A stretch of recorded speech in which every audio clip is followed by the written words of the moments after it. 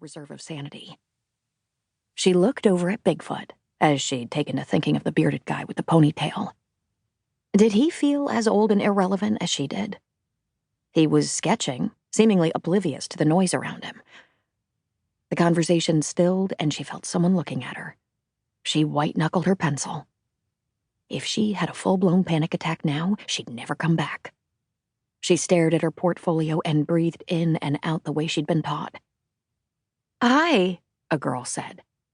Janine looked up, then glanced around to confirm the girl was actually talking to her. "I'm Kayla," she said with genuine affability. "Janine," Janine said, envious that simply being kind was enough to make a pretty girl like Kayla seem generous. She remembered how easy it had been for her to impress people when she was young and pretty. Being famous had helped too. "This is Corey and Anya." Kayla started, but she was interrupted by the hurried arrival of a little woman with spiky red hair and matching red glasses. "I'm June Louie. I'll be teaching this course. Please open your portfolios and introduce yourselves." She put down her bag and picked up a clipboard.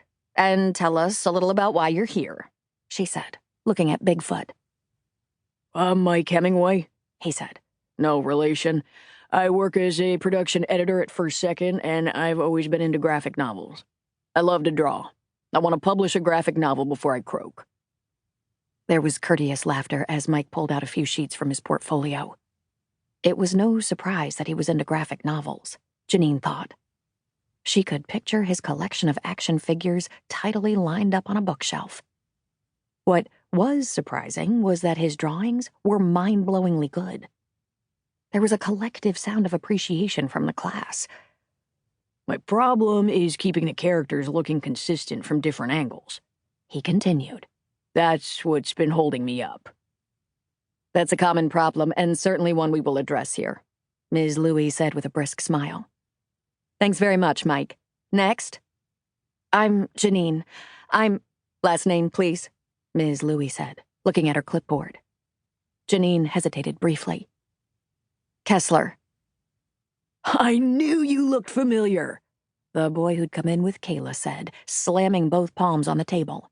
"You were, totally famous. You were mad hot on that show." Janine felt a rush of dread and looked down at her feet. Penny loafers? Was she kidding? In what possible universe did penny loafers represent the beginning of good things?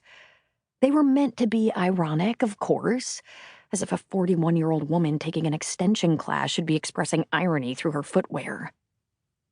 "God, that show totally defined my childhood," the other girl said.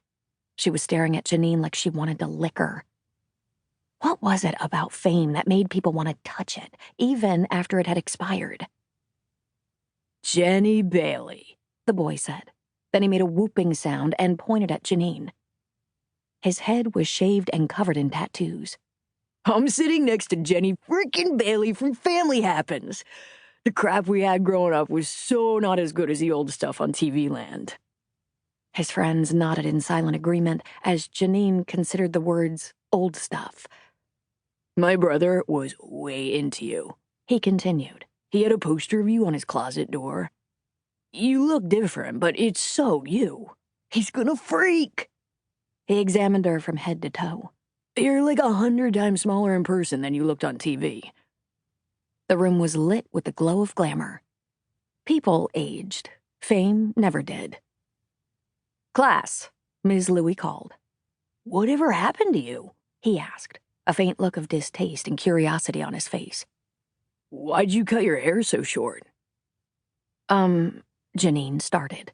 She reached for the back of her neck, wondering again if the haircut had been a mistake. Being less recognizable was a bonus, but she'd begun to suspect resembling the latest Pokemon character might not be. "God, Corey," Kayla said with a pout, jabbing him in the neck with the eraser end of her pencil. "Don't ask her that." "Class," Ms. Louie said again. "For real," Kayla whispered, turning to Janine. "I think he's starstruck. Your hair's savage." Again, with the goodness to spare, Janine thought. It was insufferable. Janine's looks had been enough to sell lunchboxes and posters back when dissecting celebrity faces wasn't.